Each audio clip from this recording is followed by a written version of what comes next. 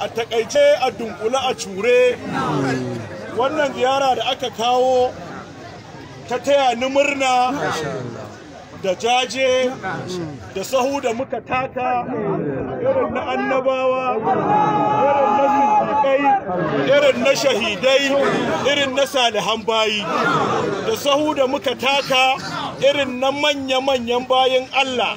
manya-manyan waliyan Allah irin su ibn al-Sikiti irin su Imam Malik irin su Abdul Majid al-Marwazi irin su Abdul Jabbar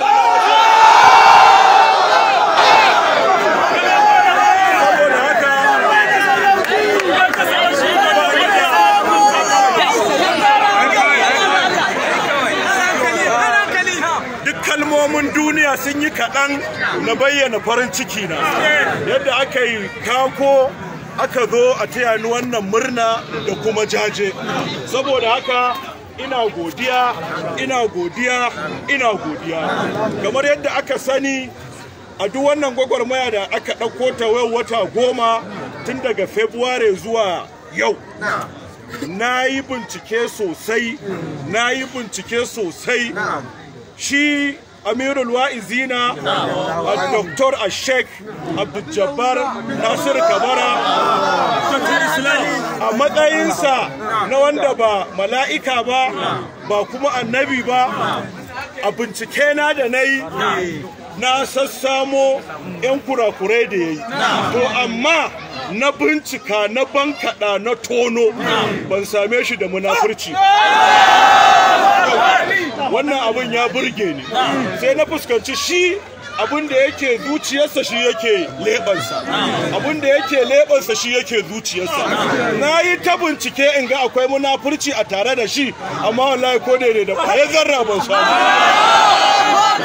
sannan abu na biyu da ya burge ni a wannan gwagwarmaya ta shekara 10 wato 'yan ashabul kafi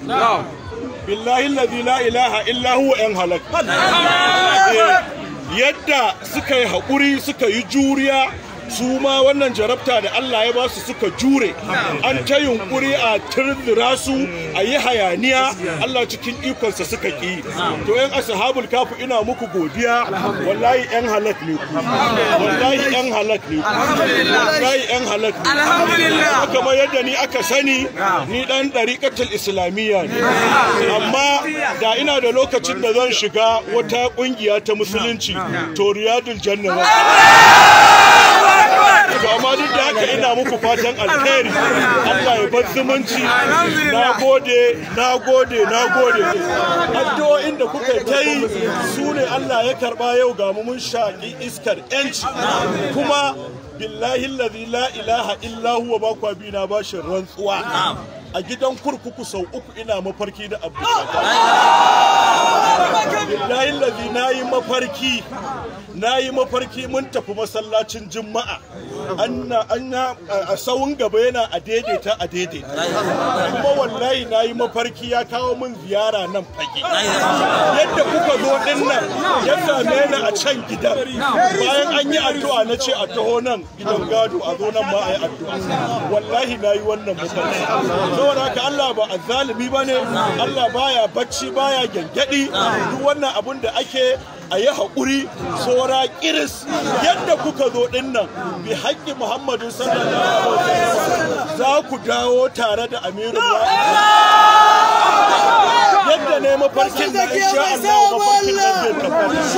wallahi ya kawo min ziyara ya je can an yi addu'a na ce a taho nan to insha Allah wannan mafarkin dafi yake da tabbata saboda haka a ci gaba da haƙuri Allah ya riga ya bayyana gaskiya duk wannan abu da ake wani abu ne duk da Allah yake jarabta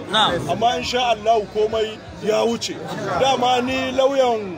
al'umman musulman duniya ne masu neman gaskiya da adalci a wannan dambarwa kuma Allah cikin ikonsa program din da muka yi al'umma sun gane, al'umma sun karba, al'umma sun yadda. Duk wanda ka ji yanzu wai yana nan a ra'ayin wai Abdul Jabbar ya zagi annabi ko yawa annabi kalaman batanci, mutumin da ya shekara 40 a rayuwarsa safa da rana da daddare a kare mutuncin annabi yake, a kare darajar annabi yake, amma a zo a yi mai wannan abu. Saboda haka ɗan ashabul kafi wallahi kun burge ni,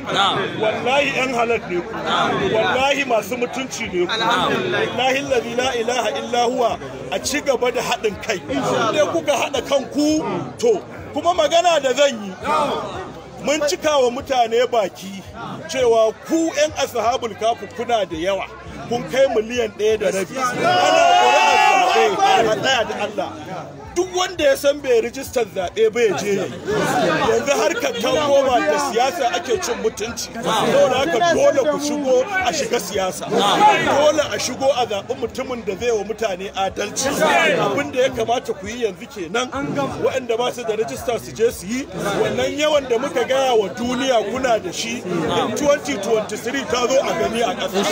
Kada ku ba mu kunya, mun ce kuna da yawa, amma zaɓe ya zo kuma a gaba ku da yawa. Saboda haka yanzu komai ya koma siyasa, komai ya zama sai da siyasa.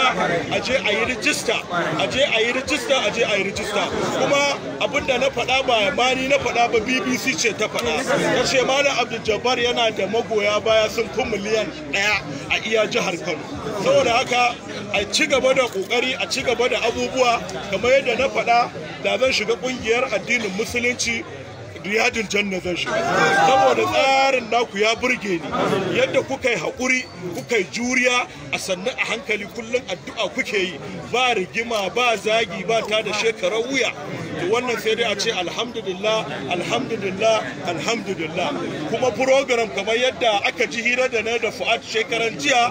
kowa na san ya ji. Saboda haka yanzu Allah ya yarda, so nake na dan sake murmurewa, dan sake hutawa, sannan a dawo a ci gaba da yakan zalunci da yakan azzalumai da faɗan gaskiya. Kamar yadda muka faɗa, ita gaskiya ƙwaya ɗaya ce. Shi yasa ko a Hausa ba za ka ji an ce